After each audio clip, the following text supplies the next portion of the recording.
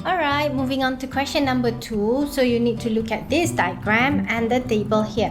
So here you have the diluted nitric acid, and inside the conical flask you have the potassium hydroxide with an indicator, and the amount of the potassium hydroxide here is 25 centimeter cube. So here a student did a titration 4 times and recorded the following results. So these are the results that the student gained from the experiment. So determine the concentration of nitric acid used in the experiment when the molarity of the potassium hydroxide is 0.25 molar. So same drill, you have 2 different acid and also base. So you need to make the chemical equation, and then you need to calculate the molarity of these solutions. So we are going to tackle one by one. So we are going to look at the table first. So from the table, you see you have 4 different values for your nitric acid.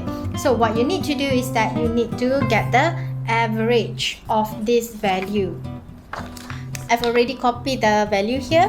So the average, because there's 4 experiments, so divided by 4, altogether the average should be 18.225 centimeter cube. Alright, so after you have got the average of the nitric acid being used, so what you need to do next is you need to know how to write a balanced chemical equation. So in this question, the acid and base that is being reacted together is nitric acid. So nitric acid,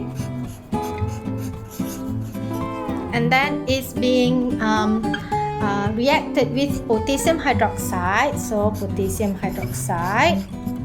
So because this is a neutralization process, right? So you'd have H2O. So same drill, we take the OH from here, we take this H from here. So because this is rather easy, because OH is minus, so K must be K plus, H is positive, and O3 must be NO3 minus. So you just have to like bring it together. So K and O3. Right, this is balanced already, easy.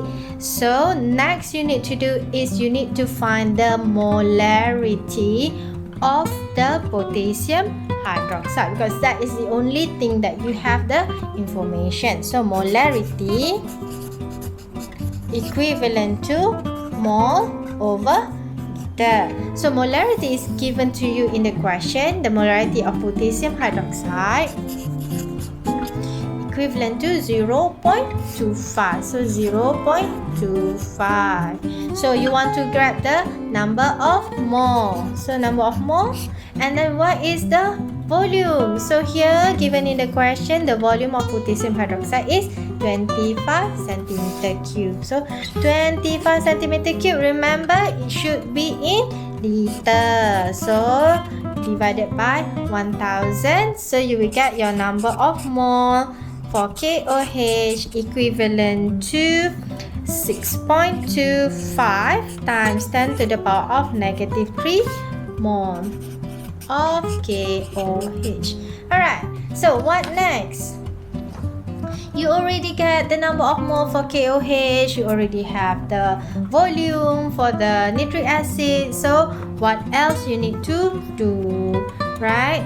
So you need to find the number of mole, right? Here. So if you can see here, you know the KOH. So 1 mole of KOH will react with 1 mole of HNO3. So how much more of KOH you have? So you have this much. So you bring this here. So it will be 6.25 times 10 to the power of negative 3 should be equivalent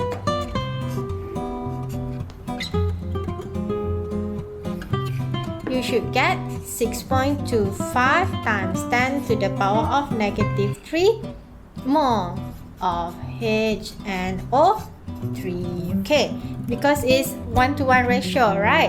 So from the number of mole, because in the question, determine the concentration. What is the concentration? Molarity, right?